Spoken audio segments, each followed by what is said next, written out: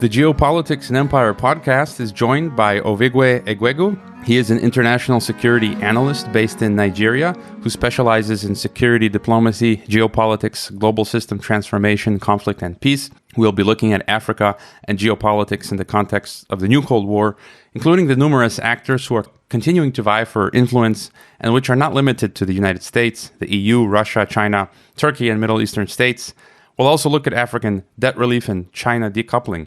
I would like to remind listeners to subscribe to all of our channels on social media, to share and like our material, and to leave us a podcast rating and review.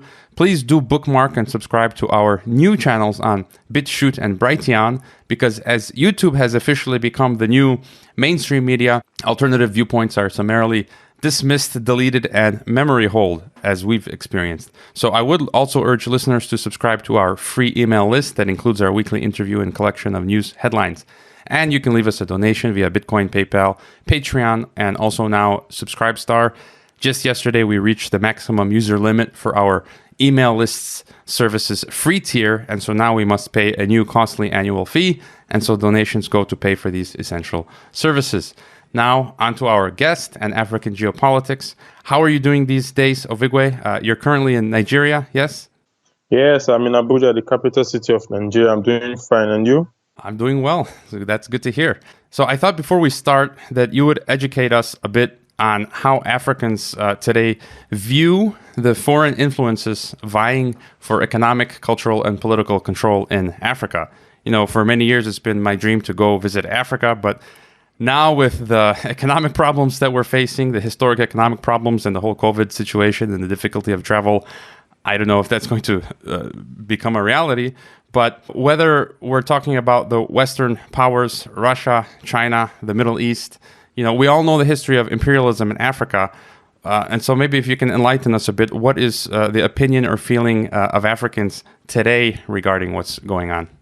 Yeah, I think it's been quite quiet. You know, I think Africa started making the news again for other stuff other than poverty and humanitarian missions from around 2000, because you know, in the 90s was like the last decade where we was like quiet. I remember that Times article that's the Forgotten Continent, or there were so many negative headlines that flew with African stories. But I think around 2000 when we started getting some of our act together as a continent first of all, because I think one of the good things we've done as a continent was repurpose the OAU to get to the AU, the AU being very, very quite committed to new Agenda 2063. And all of this background work the continent has been doing with its international partners sort of like created a template for like a new Africa, in quote. And when the Chinese started coming into Africa, I think one of the first countries that they started making waves was Ethiopia and then Angola. So with the coming of China and Chinese investments, spreading from Ethiopia to Angola, forming good partnership with, South Africa eventually becoming, a member of BRICS, even in my own country, Nigeria, just about Kenya also, as with coming of China, there was this new enthusiasm in Africa. What we now have in Africa is, China has overtaken other partners as the biggest trade country for many African countries, biggest trade partner for many African countries, I think for about 10 years.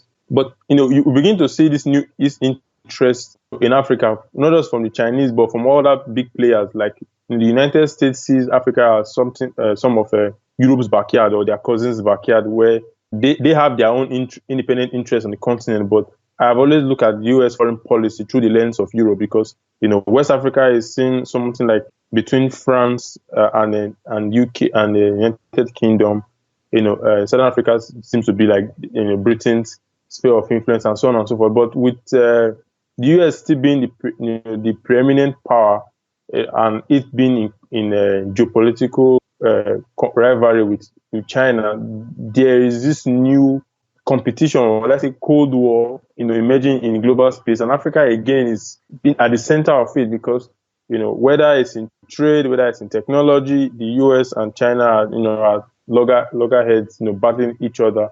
The Europeans also still interested in Africa, but I think Europe-Africa relations has always been very content was because on one hand they talk a lot of development, and supporting Africa, to develop, but nobody really sees much that is being done in terms of how that development is going to be done, is going to be achieved. What you get most of the time, massive donations towards maybe humanitarian work. There's some trade, of course, and also issues that are core to Europe's interest, like security, trans-Sahara migration into Europe. Europe has been sort of forced to externalize its border into North Africa. So if you look at Europe's new strategy for Africa, which was launched, about 2 months back, Ursula, that's the EU president, and the AU sat over a period of like 2-3 weeks, discuss and then announced it. Although the African Union is not enthusiastic about it, because Africa is saying it wants to develop its own strategy. But if you even look at what Europeans are saying, things like sustainability, things like gender issues or gender equality, education, climate change, migration, all of these are already in our own African Union Agenda 2063, right? So the Europeans didn't really bring anything new in terms of goals. So what they might have brought is, this is how we think Africa should, approach these issues. President or the Chancellor of Germany, Angela Merkel, mentioned a meeting in Europe of African leaders, and she just wants, to listen. I mean, what kind of summit or conference are we talking about, where we just want a listening party or what? We have a continent that is trying to be better, and we want a case where the foreign players are looking to Africa's own collective approach to development, as well as see how they can contribute and how they can partner, not coming from outside and telling us this is how you should do, what you want to do. So looking at all of this, whether it's China, whether it's in the United States, whether it's France, the bigger European Union, it's a very interesting time to specialize in African affairs, or be an African involved in politics, because there's always this battle of who is doing the most for Africa, or who is not doing enough, or who is just speaking and not necessarily doing anything. But all of these issues, the most fundamental thing that everybody has to put at the back of their mind is that we Africans, we also want to develop too. We might have issues with corruption, our leadership and misrule, but the fundamental issue, whether it's in the Sahel, remains peace, right? But if we pick an example, the United States and France now, they are locked in this, tussle over who should lead, MINUSMA, that's the United UN mission, Mali. But let's not forget that the issue we're suffering today in the Sahel is as a result of the ousting of Gaddafi, right? And it was very clear before the ousting of Gaddafi, before NATO started intervention in the Libyan crisis, then the African Union, then it was Jacob Zuma, the president of South Africa, who went all the way to the African Union to decry NATO's involvement. And there was a collective statement from the African Union condemning the attempt or the discussion that was coming out of Europe and the United States that NATO is going to be involved in the war. What happened? Africa was ignored. NATO got involved, bombed Libya out of oblivion.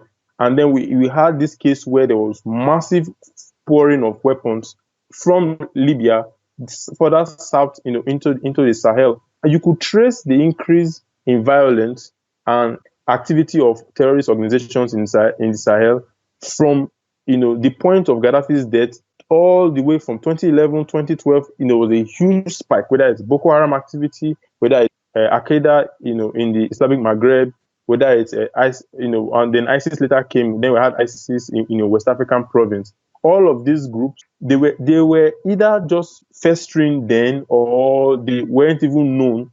But the moment we had the breakdown of law and order in Libya, it was a huge disaster for the Sahel. And then all of these groups began receiving cheap, arms, and fighters, and of course started terrorizing. Within 6 to 7 months of Gaddafi falling, Mali was technically a failed state. It's very important. And again, then maybe they thought that would be the last of it, because then we were suffering. But immediately, the issue in Syria went out of control. Libya now became a point for migrants to take on their journey towards Europe. So the problem starts to impact the locals first. Before you know it, it becomes a foreign policy, a disaster for them, because that it always backfires. And it's something that I would say the Chinese have over the Western counterparts in the continent of Africa, because there seems to be more rapport between Beijing and leaders on the continent. The African leaders feel China respects their voice.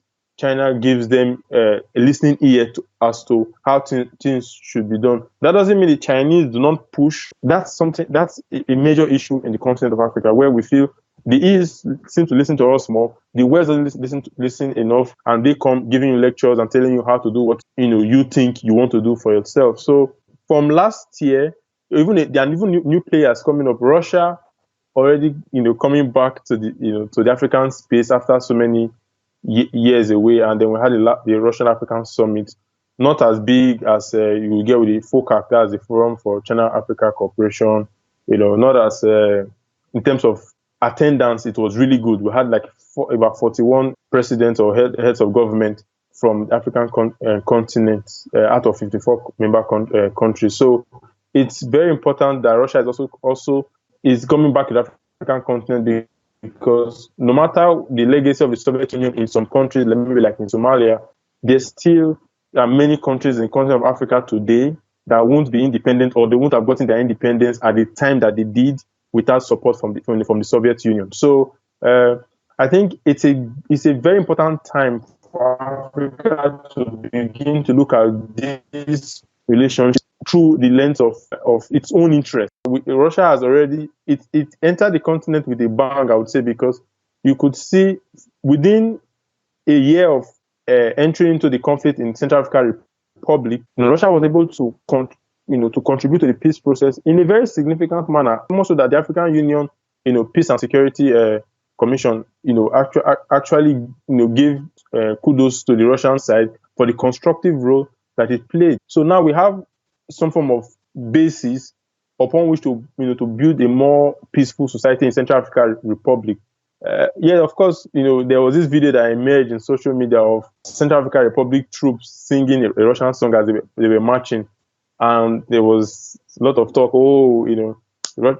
Africans are being colonized again, by the Russians. And when last year also during, Liberation Day, Rwanda, the Rwandan army was marching, and the commands were in Mandarin, because they had Chinese instructors changing the approach to parade and march past. There was also this talk of Africa has been colonized by China, forgetting that most of Africa has been marching to British and French style, depending on who colonized it. But this is not necessarily a matter of because we've colonized by Britain, now we have to move, and you're dissatisfied, you should move to the Russian style or to move to the Chinese style. I think the underlying issue is, let us decide. We didn't decide to be colonized by the British, or we didn't decide to adopt British style. We didn't decide to adopt the French style. Those were forced upon us, right? But if today in our military cooperation, we want to adopt the Chinese style, that's our choice. It's the choice of the African countries to say, okay, we admire how the Chinese march, or we admire how they operate. We want to adopt this style, and so on and so forth. Yes, it's not perfect, but that's just how it is. Every country in Africa today looks up to maybe a particular country before the model which they develop. Rwanda, for instance, there's a lot of talk about Rwanda modeling after Singapore. Singapore is not an imperial power. It's just looking at your country and similarities with other countries and seeing what you can learn from them. How you can adopt their systems, how you can use that and imbibe it in a way that you can use to develop. So whether it's in security, whether it's in development, whether it's in environment and other areas, I think it's very important that Africa is not robbed of its agency in how it should develop. Let's give an example. Now, issue with China. I think China is like the biggest player and newsmaker on the continent today. At the moment, the issue is on debt relief. And before the Chinese came up to say, oh, they are open to negotiating on bilateral terms, African governments have been signaling that they want to negotiate collectively. That wasn't even possible because some countries are in a poorer shape, than others. But as an African, I would say yes, it would have been better if we could get a collective bargain and negotiate collectively with the Chinese. But that's not how they operate. That's not how they operate, and they want to do it. But what does Africa do? It has to to play along. In Nigeria, for instance, our government is already looking at debt or loans taken from China all the way back to 2000, because there's a lot of talk about that, all of this, Chinese approaches to development or Chinese financing. We are also doing due diligence. It's very important that the US and the West don't just look at Africa as that part of the world that doesn't know what it's doing. We're studying Chinese also. We know colonialists or we know imperialists when we see them, because we've had like long time of experience with them. The issue going forward, whether it's in debt, whether it's in post coronavirus reconstruction of the world order, or international trade, a revitalization of economic cooperation, it's very important that we're not looking east, we're not looking west, but we're looking forward. And for us to look forward, we have to be very, very cautious and understand, in this time of global competition, under what order do we want to live? Like, do we want the Western-led international system? How has that worked for us? We've had decades since independence. All we've done is pretty much liberalize. There's been, there's one or two times where you get leaders, especially after colonization. We had Sekou Touré, we had Robert Kaunda, we had some very vibrant leaders, Thomas Sankara.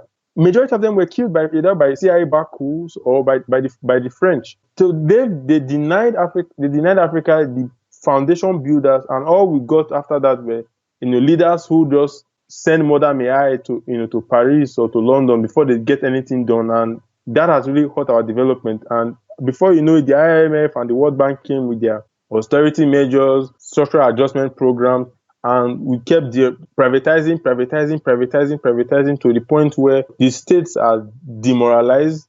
They don't have power to do anything because they don't even have sources of income. So it's very important now that as we're going forward, the coronavirus has given Africa a time to take stock of how it has approached development till date. And it's been very poor. There are very few countries today that have been able to really do enough testing, that have been able to really socially mobilize their population in a coordinated manner. Countries like Botswana have done really well. Countries like Namibia also done very well. Rwanda done very well. My country, Nigeria, not so well. We've upped our testing, but we're not testing aggressively enough. All we do is sensitize. And one of the problems I've seen with the coronavirus is that we just adopted, the lockdown model, forgetting that we don't have the economic resilience, or the people don't have the economic resilience to live a lockdown. So within 2 weeks, there was a massive issue of crime upsurge in Nigeria because we can't afford it. People can't stay home, and that's why going forward from the coronavirus, we have to really ask ourselves this question, because as it is now, we are at the crossroads in global politics. The emerging Chinese order with the Belt and Road Initiative, with coordination with some of its very key strategic partners like Russia, trying to reshape global politics in a way that I think is more pro South-South cooperation. Right now, we've seen what the West can offer in terms of the structures. This is how it is. There are the Western institutions, like the IMF, like the World Bank, like NATO. There's a Western economic model, which is, very a free market. For us now, we have to look at that. How does that work for us? What is the Chinese? What are they offering? And that should guide how we really, really think of going forward with all of these partners. Because if we do not get it right, it's going to be a huge problem. Just yesterday, I was talking to a colleague in Germany, and I was saying they very soon there may be a time where Africa should sit and if we are going to have like a non-alignment pact as the African Union or as African countries, to say, okay, it's getting really fierce in the South China Sea and even the wider Asian Pacific. Even here at home, there's so much anti-China coverage that we see, in mainstream media, especially those from the US, the BBC, CNN, and also in Europe too, like BBC, and so on and so forth. So, do we, as a continent, do we want to take sides, or we want take a neutral position, just like we did during the first Cold War when it was US and USSR? So I think it's very important that we begin to start having these conversations, because if we don't, we are just going to have like a disastrous series of events once the Cold War game really gets heated up, because it's already heating up. I think that's part of the reason why the US is just pulling out of all of these treaties. The ABM is gone, the INF is gone, recently Open Skies is gone. The big daddy of them all, which is START, is due to expire next year. Once all of these signs tells you, China also is militarizing, is arming up itself. Its defense budget for this year, 6.6% increase. It tells you they are launching new destroyers almost every month, and so there's a lot of build up between China and the US. And once you have a Cold War basically just means you have intense political confrontation between two countries, and characterized by real propaganda coverage of news on each other. So once we understand that there's a Cold War brewing in international system, we as Africans, we need to start having a conversation on how do we react to this system, and how can we shape this system, and how do we play with the system so that it's in our interests. Have to be discussed through the lens of that Cold War, because you never know how heated it's going to get. And just to clarify a bit or summarize, so it seems you've given us a great insight and overview, but would you say then Africa as a continent is now leaning a little bit more toward, say, China and Russia, and overall the sentiment, whatever Europe and the US have to offer, as well as Russia and China, there are pluses and minuses for all actors, but is there generally a more positive view towards China than negative? No, I think it depends on the country, but generally speaking, I think one of the things that work for the Chinese African continent is that there is no history of colonialism on the continent, right? That might seem as something that is small and it's way in the past, but it shaped how Africans look at the Chinese. So if you look at the relationship today, it's mostly because we get a lot of loans from the Chinese to fund our development programs, and that has really helped with Africa's the shiny growth you are seeing. The standard gauge railway in Kenya, the one cutting through several countries, Uganda, in West Africa, in Nigeria, for instance, there's several projects, railway project, ports, being built, airports. These are things Africa have lacked for decades, right? I can't remember the last airport that would say, it was fully funded by the IMF on the continent of Africa. Ethiopia hadn't built a railway line in about 100 years before Chinese funded railway lines in Ethiopia. That says a lot, right? So the infrastructural gap that China has really, when I say the infrastructural gap that China has really contributed towards closing, is one of the reasons why the Chinese are popular on the continent today, right? So if at the people-to-people level, there are issues. Right, there are issues. There's understanding issues, there are communication issues. Even with issue in Guangzhou that came up not so long ago about discrimination against Africans, that impact the people-to-people relationship. Right, but politically, and internationally, looking at state-to-state relations, I think it's very good. The Chinese are already showing one of the pressing issues today for us is debt. Having been able to repay this debt, and the Chinese are already saying they're open to debt relief, rescheduling payments just to ensure that African countries can recover. The West, for instance, yes, we've seen money come from the IMF to Nigeria, $3.6 billion. Some money have gone to Ghana, like as South Africa also negotiating. There's no easy way to look at who is being favored or who is not being favored. I think it depends on the issue that is being looked at. For instance, if we are looking at the issue of development, there seems to be, when I talk about development, I mean real development like infrastructure, there seem to be more affinity towards the Chinese, right? But maybe development programs like humanitarian affairs and some stuff like that, then we'll see more of the activity from Western government. The area of security, the West seems to still be in the lead.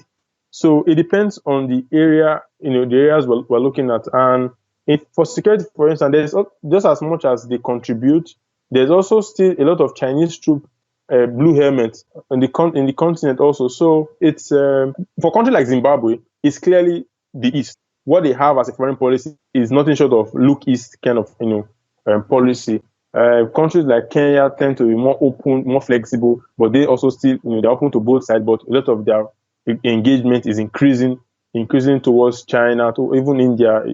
Then Somalia, for instance, very very much ignored by major players, except for development and humanitarian intervention. But the talks have also invested a lot into building Somalia, and it's very very important that Somalis today have a very close relationship with the talks, because they were the first, and if not the only country to really start looking at Somalia as a possibility after a long period of civil unrest, war, and Al-Shabaab, tearing the place, apart. Nobody really wanted to put money at the time when, the talks, if under the leadership of Erdogan, began to do that. That doesn't mean, the talks have the perfect foreign policy in Africa, but in Somalia, they are acting constructively. Nigeria, for instance, we always had like a very open economic diplomacy kind of foreign policy where it's about economic cooperation. So we are doing trade with you, we're looking in your direction. If we're doing trade with the West tomorrow, we're looking in your direction. Countries like South Africa, of course, because they are parts of the Belt and Road, really more intimate in China's BRICS, that's China-led BRIC alignment or actor constellation. They seem to be very, very clearly more pro, to China. Some of the countries like Morocco, for instance, they seem to have a closer tie with Europe and the EU, maybe because of their proximity and also because their own development strategy and plan. Europe seems to be, a better partner for them. So I think there's no easy way to just look at the issue of where Africa is looking and where Africa is not looking. It is specific to countries and also specific to issues. And something you've written about for the Africa report and has been talked about recently was this U.S. wanting to draw down its presence in terms of troops and soldiers in Africa. Do you think that's going to happen? Or because we know that the U.S. has 800 military bases around the world, a number of them in Africa. They run secret wars and covert ops all around Africa. But do you think the U.S. is just that they're going to draw down troops? No, I think what you see, it would even be an increment in troop, capacity, or let's say number in a continent. When that report came out, it was quite shocking for me because, I felt one of the main stories that we've been sold for US troop presence in the continent of Africa has been counterterrorism. But that's not easing up anytime soon. It's, if anything, just before coronavirus, it was really massive. From December to January, there were series and series of attacks across, especially in the Burkina Faso, Niger border area, also in the Lake Chad region. So when the news came that the US is considering pulling troops out of Africa, it was quite shocking because it's at a time where there's an increase in terrorism, and this is what you people told us, that you were here to fight. So, but I think it's also because the US is moving, like we saw, with Bolton announcing that, the former national security advisor to Trump, saying, Mattis rather, Jim Mattis, defense secretary, was saying they are making that shift towards great power competition with China. So terrorism is no longer the strategic objective, or is the issue for the foreign policy issue for the DoD. So maybe that's why. Something very important to note, because most of the regional security forces, they've come to rely on US intelligence and logistics support, especially the French, because the French have what we call Operation Barkhane. Barkhane is like the major French-led operation to really push out terrorism, and other transnational criminal activities like smuggling, trafficking, and so on and so forth. So, but the French rely so much on U.S. drone base in Agadez, U.S.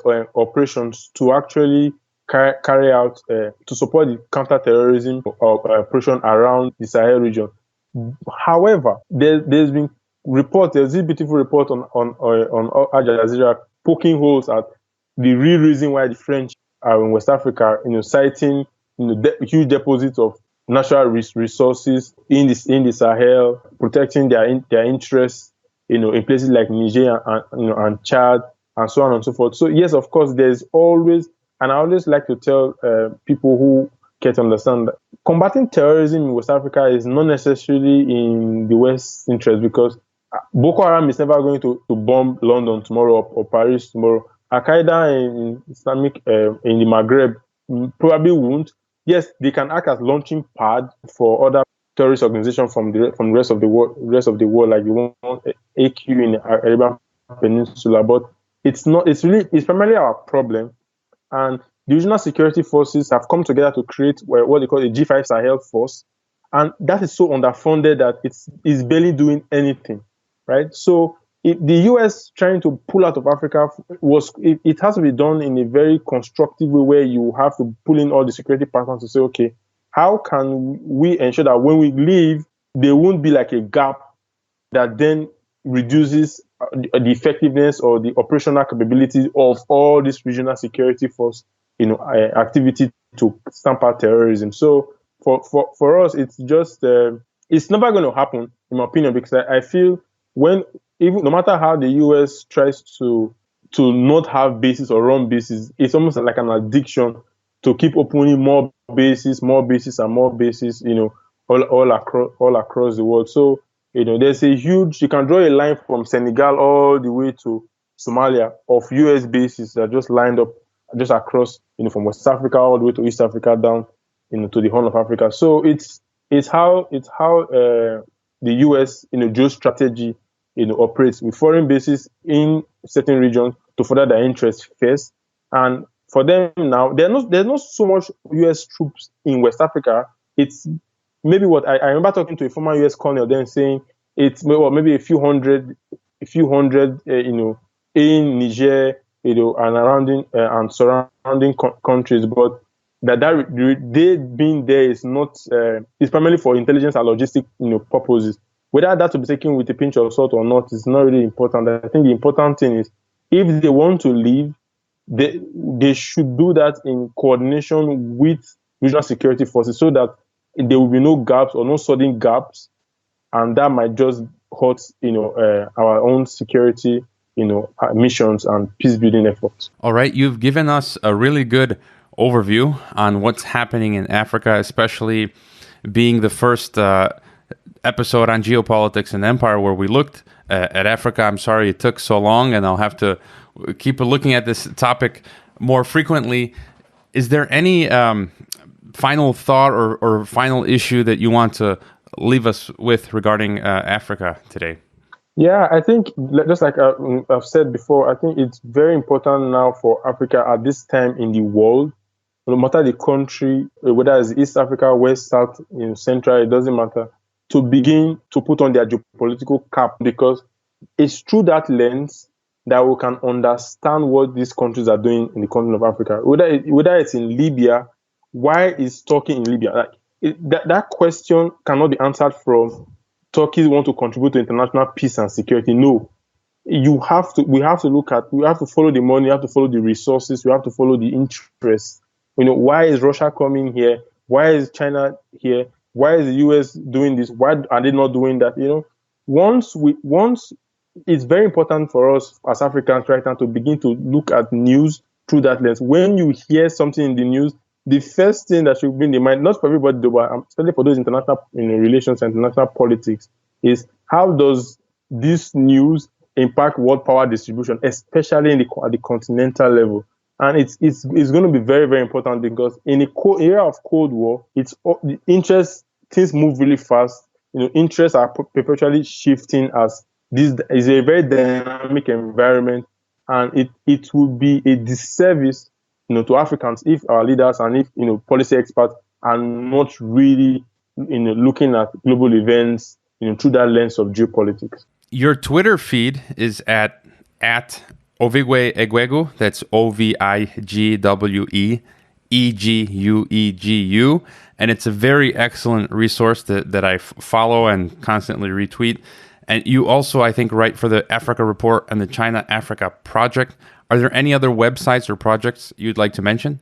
Yeah, I'm just in the middle of launching something like a hybrid between a publication and a political advisory firm. So we're looking at maybe sometime in June to really launch, but we've been doing a lot of work behind closed doors. So that's it, afripolitica.com. That's another, watch out for that space. Yeah. So I'll say to your excellent audience, they should be looking out for Afripolitica. Okay, that's very cool. I'll be looking out for that. And it's been a pleasure, Ovigwe, talking to you for this first time, and I look forward to speaking again in the future. And thanks for being on Geopolitics and Empire. Thank you so much. Enjoyed this Geopolitics and Empire podcast and interview.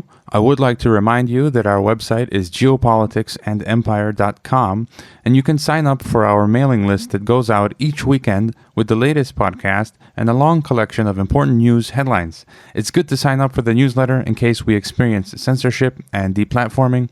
You can help the Geopolitics and Empire podcast by subscribing to and interacting with all of our channels such as YouTube, Twitter, Facebook, Gab, Minds, and Steemit. You can also help us by leaving a rating and review on your favorite podcast platforms such as iTunes, Castbox, Stitcher, Spreaker, and so on.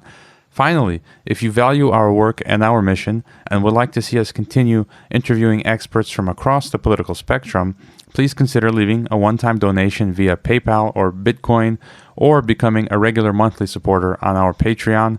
All the links can be found on geopoliticsandempire.com. Thanks for listening.